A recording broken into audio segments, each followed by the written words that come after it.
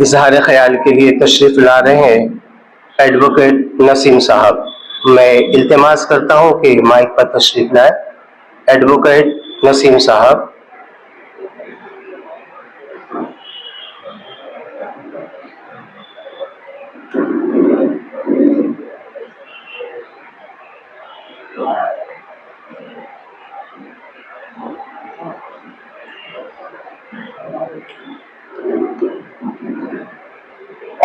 मौत ऐसी हो करे जिस पे जमाना अफसोस, यूं तो दुनिया में सभी आए हैं मरने के लिए।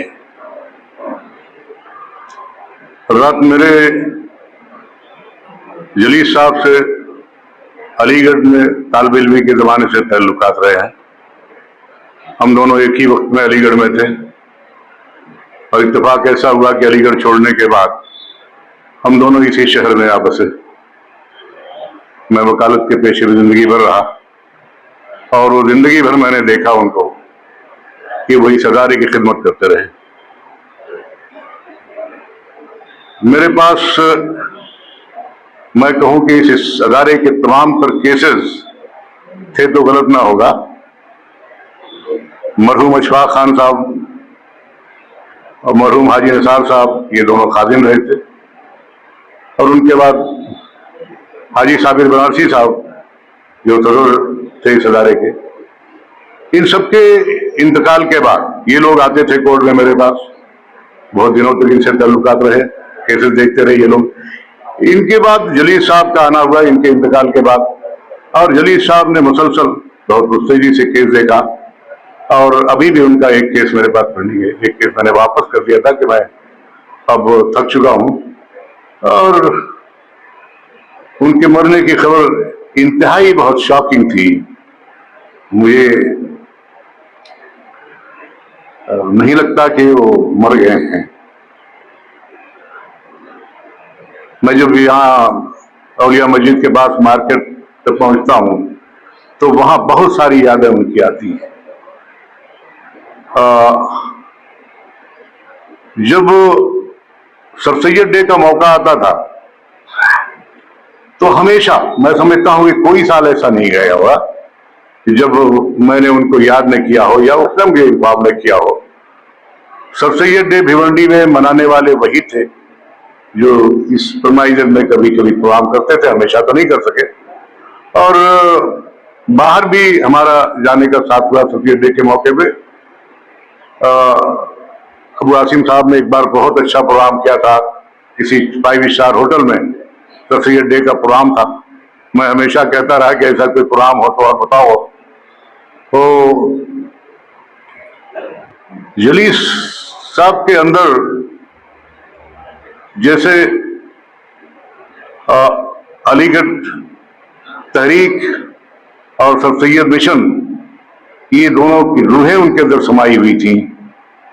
वो तालीम से मोहब्बत करने वाले शख्स और अलीगढ़ नसीब यूनिवर्सिटी के बानी सर सैयद अहमद खान के प्रोग्राम को आगे बढ़ाने का जैसे जज्बा लेके चले थे।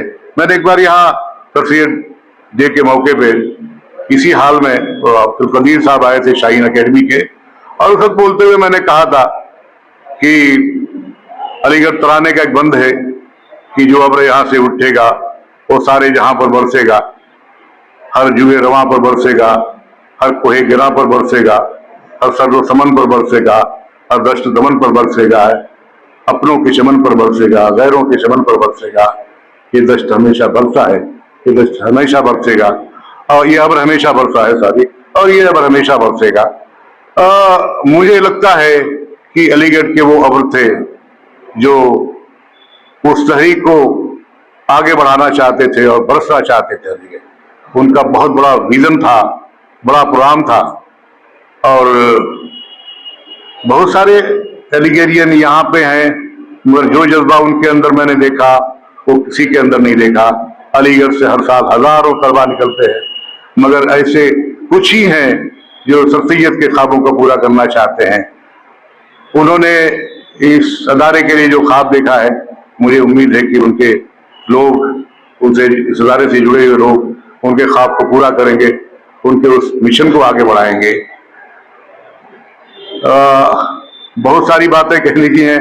मेरे बहुत ताल्लुकात रहे हैं इन 42 सालों में। हमेशा बहुत सारे प्रोग्राम बने हैं और वक्त कम है, बहुत लोगों को बोलना है। इतना आखिर में ये कहूंगा कि जो ख्वाब उन्होंने देखा है उसे पूरा करने की जरूरत है। वो एक डायनेमिक शख्सियत के मालिक थे, इंतहाई डायनेमिक, इंतहाई पुरजोश, पुरखलूस, जो कहा जाए वो कम है। मैंने कभी उस शख्स को बहुत गुस्से के मूड में भी मुस्कुराते ही पाया था। एक ऐसी शख्सियत आज हमारे बीच नहीं रही, वो खला तो शायद पूरा नहीं हो पाएगा।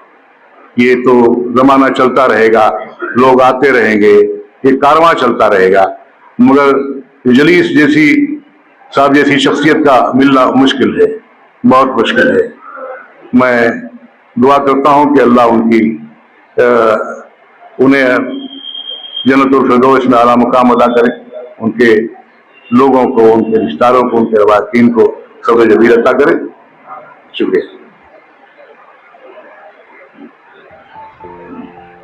मुंशी लुंगियाँ, बेहतरीन लुंगियाँ, 100% कॉटन एंड पॉलिएस्टर लुंगियों के साथ साथ हुज़ैरी आइटम, मेंसवेयर और एहराम के कपड़ों के लिए भरोसेमंद नाम मुंशी लुंगीज़ एंड गारमेंट्स।